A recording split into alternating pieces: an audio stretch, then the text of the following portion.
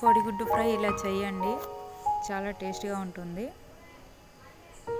అందుకు కావలసిన పదార్థాలను ఒకసారి చూద్దాం. ఫస్ట్ 8 ఎగ్స్ తీసుకోవాలి.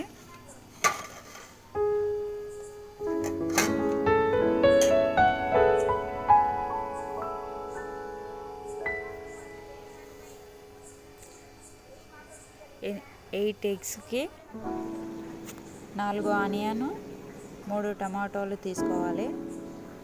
సన్నగా కట్ చేసుకోవాలి. కొంచెం కరివేపాకు తీసుకొని స్టవ్ ఆన్ చేసి బౌల్ పెట్టుకొని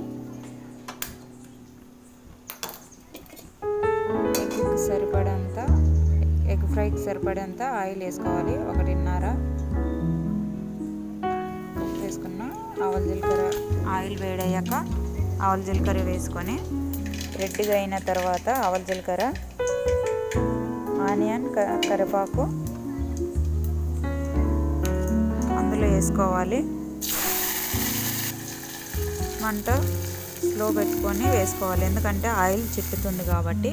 ఇప్పుడు మొత్తం ఆనియన్ వేసుకున్న తర్వాత హైలో పెట్టుకొని స్టవ్ ఇలా తిప్పాలి. మొత్తం ఆనియన్ ఉడికేటట్టు ఇలా రౌండ్గా తిప్పాలి.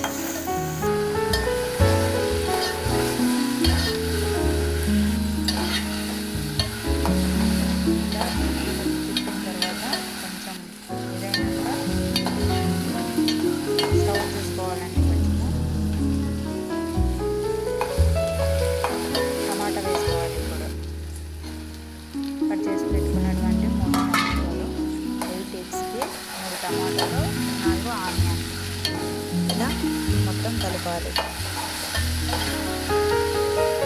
కలిపిన తర్వాత 1.5 స్పూన్ సాల్ట్ వేసుకోవాలి.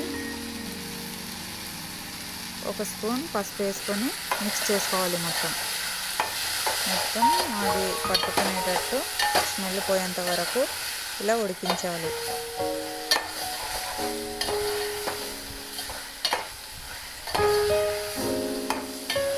ఇలా మొత్తం స్మెల్ పోయేంత వరకు తిప్పుతూ స్టవ్ చూసుకోవాలండి. కొంచెము మీడియం పెట్టుకోవాలి. ఎక్కువ పెట్టుకున్నాం కదా, కొంచెం తక్కువ పెట్టుకొని ఇప్పుడు మీడియంలో పెట్టుకోవాలండి.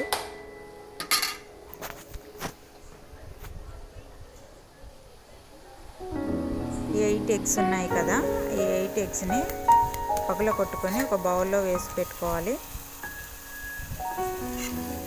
ఇది అడుగు పడుతుంది కాబట్టి కొంచెం తిప్పుతూ మంట తక్కువలో పెట్టుకొని తిప్పాలి.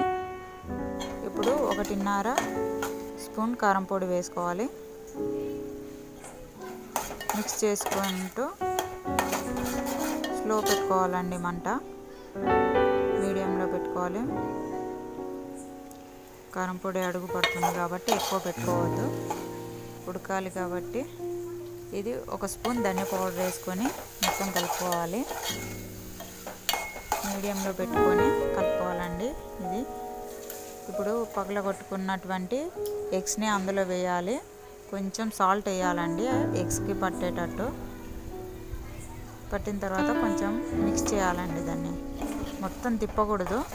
ఎగ్స్ అనేది కింద ఉడికేటట్టు కిందిది పైకి, పైది కిందికి కలపాలండి. మొత్తం వెంబడెంబడనే కలిపితే అది మొత్తం పొడి అయిపోతుందండి. చిన్నగా నైస్గా అయిపోతుంది ఎగ్ అనేది. కొంచెం కింద ఆమ్లెట్ లాగా కొంచెం ఉడికిన తర్వాత కిందిది పైకి అంటూ పైన ఉడికి లేకుంటుంది కదా, అది కిందికి వెళ్ళేటట్టు ఇలా మెల్లగా తిప్పుతూ ఉండాలి.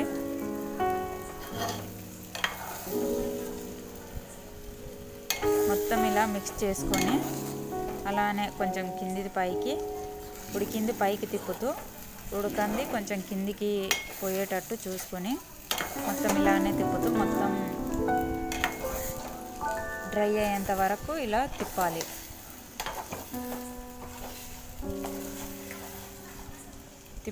ఇలా తిప్పని చూడండి మొత్తము స్టవ్ చూసుకోవాలండి ఒకసారి. హైలో ఉంది కదా, స్లో పెట్టుకోవాలి, మీడియం పెట్టుకొని మొత్తం తిప్పుకుంటే ఇలా అవుతుందండి.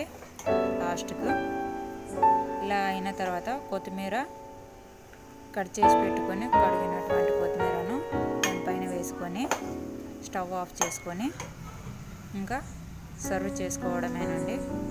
చూడండి, చాలా టేస్ట్గా ఉంటుందండి.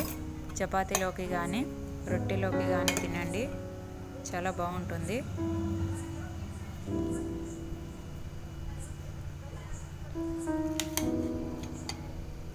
చూడండి, ఇలా అయింది. నైస్ కాలేదు, అక్కడ ఒకే దగ్గర కానట్టుగా ఆనియన్, టమాటా, ఎగ్ మొత్తం మిక్స్ అయ్యేటట్టు ఉంది. నచ్చితే లైక్, షేర్, సబ్స్క్రైబ్ చేయండి. Thank you. బాయ్.